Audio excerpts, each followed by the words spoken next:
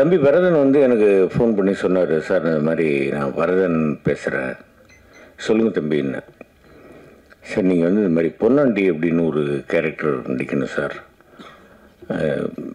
பூமணி ஐயா அவர்களுடைய ஒரு சிறுகதை இது. எனக்கு வந்து சில விஷயம் ஹிஸ்டாரிக்கல் அப்படின்னு பார்க்க போனீங்கன்னாக்க சாண்டில்யன், அப்புறம் வந்து மோகினி, ஜெகசிற்பியன், இந்த மாதிரி. அதுக்கப்புறமா பார்க்க போனீங்கன்னா கரிசல் காட்டப்பட்டி அப்படின்னாக்க எனக்கு தெரிந்து எவ்வளோ பேர் எழுதியிருக்கலாம், ஆனால் 2 பேர் தான். ஒன்று கி ராஜநாராயணன் ஐயா அவர்கள், இன்னொன்று பூமணி ஐயா அவர்கள். அவங்களுடைய பல நாவல்கள் நான் படிச்சிருக்கேன். நான் கேட்ட உடனே ஐயா நல்லா இருக்காங்களா, நல்லா இருக்கேன், ரைட் நான் வந்துடுறேன். நேராக போனோம். முதல்ல போனோன்னு ஐயா வீட்டுக்கு போய் ஐயாவை பார்த்து ஆசீர்வாதம் பண்ணிக்கிட்டு பேசும்போது அவர் ஐயா சொன்னார், அந்த மாட்டுக்கொட்டகையிலேயே படுத்து தூங்கினேன், அந்த திண்ணையிலேயே படுத்து தூங்கினேன்,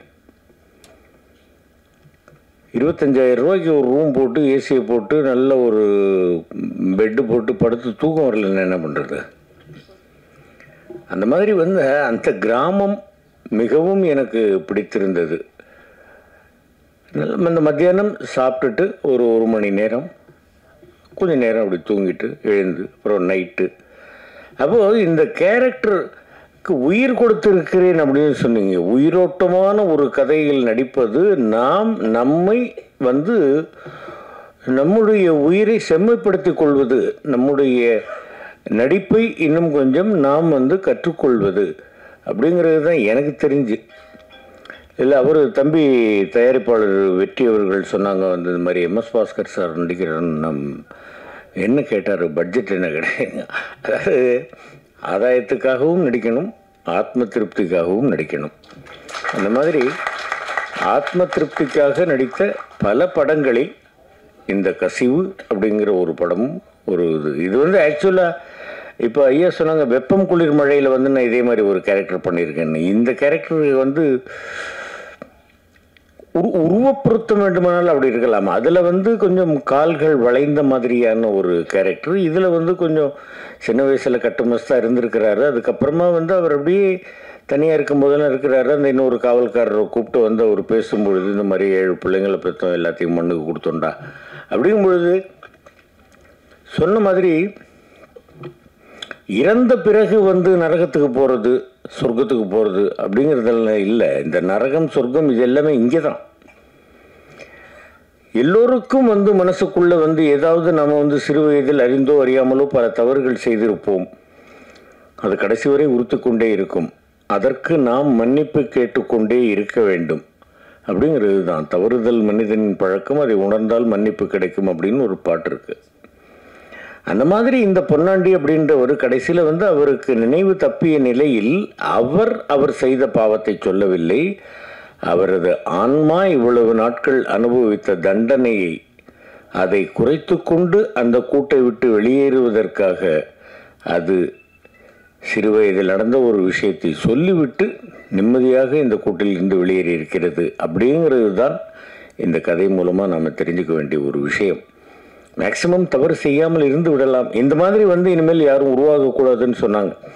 இதெல்லாம் நீங்கள் கற்கால மனிதர்கள் காலத்திலிருந்து இன்றைக்கி வரைக்கும் இல்லை, இன்னும் எவ்வளோ நாளானாலும் வந்து புண்ணியவான்களும் உருவாவார்கள், பாவிகளும் உருவாவார்கள் அப்படிங்கிறது தான். எல்லாருமே வந்து எல்லாத்தையும் பார்த்து பார்த்து திருந்திட்டாங்கன்னாக்கா அப்புறம் நாட்டில் ஏன் இவ்வளோ குற்றம் நடக்குது? நடந்துக்கிட்டே தானே இருக்குது. இப்போ மின்காலத்தில் எல்லாம் இல்லாத அளவுக்கு வந்து குற்றவாளிகள் பெருகிறார்கள். அரசாங்கமும் எவ்வளவுதான் வந்து ஒரு ஆளுக்கு ஒரு போலீஸை போட்டால் தடுக்க முடியும்? அந்த மாதிரி இல்லை. ஒரு பொன்னாண்டி எப்போவோ செய்த ஒரு தவறு, அது அவர் மனதை வந்து போட்டு கொண்டுகிட்டு இருந்திருக்கு. கடைசியில் அவர் சொன்னார், போனார். அந்த மாதிரி ஒரு அருமையான கேரக்டர். எனக்கு வந்து தினமும் போய் வந்து கேமராவுக்கு முன்னாடி நிற்கணும், ஷூட்டிங் அட்டன் பண்ணணும் அப்படிங்கிற ஒரு பேராசையெல்லாம் எனக்கு இல்லை. நல்ல நல்ல கேரக்டர்களாக இந்த மாதிரி வந்து எனக்கு தாருங்கள்.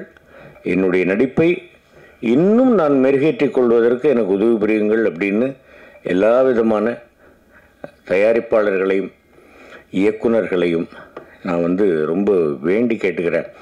தம்பி வரதன் அவர்கள் ரொம்ப அற்புதமாக வந்து இந்த கதையை வந்து பிரமாதமாக பண்ணியிருந்தார். வந்து டெய்லி வந்து சொல்லி காலையில் இந்த மாதிரி லொக்கேஷனுக்கு காலங்காலத்தால் போயிடுறது, 6 மணி 6:30 மணிக்கெல்லாம் போயிடுறது. அதே மாதிரி தம்பி ஒளிப்பதிவாளர் முருகன் அவர்கள் ரொம்ப அற்புதமான ஒரு ஒளிப்பதிவாளர், இயக்குனர். அதே மாதிரி வந்து தம்பி மியூசிக் போட்ட தம்பியும் ரொம்ப பிரமாதமாக பண்ணியிருந்தார்கள். ஐயா அவர்களுடைய எழுத்துக்களை பேசி நடித்தது எனக்கு நிச்சயமாக இது ஒரு தேசிய விருது அப்படின்னு நான் எடுத்துக்கிறேன்.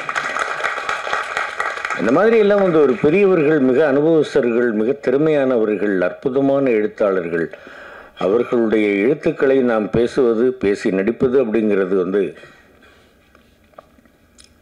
நம்முடைய இதயத்திற்கே ஒரு பெரிய மகிழ்ச்சி அளிக்கக்கூடிய விஷயம். இந்த மாதிரி வந்து ஐயா கொஞ்சம் நிறைய இந்த மாதிரி வந்து சிறுகதைகளாக எழுதுங்க தம்பி, நீங்கள் அடிக்கடி டைரக்ஷன் பண்ணுங்கள் வரதன், அடிக்கடி என்னை கூப்பிடுங்க, ஒழுங்காக நடிப்பேன். நன்றி, வணக்கம்.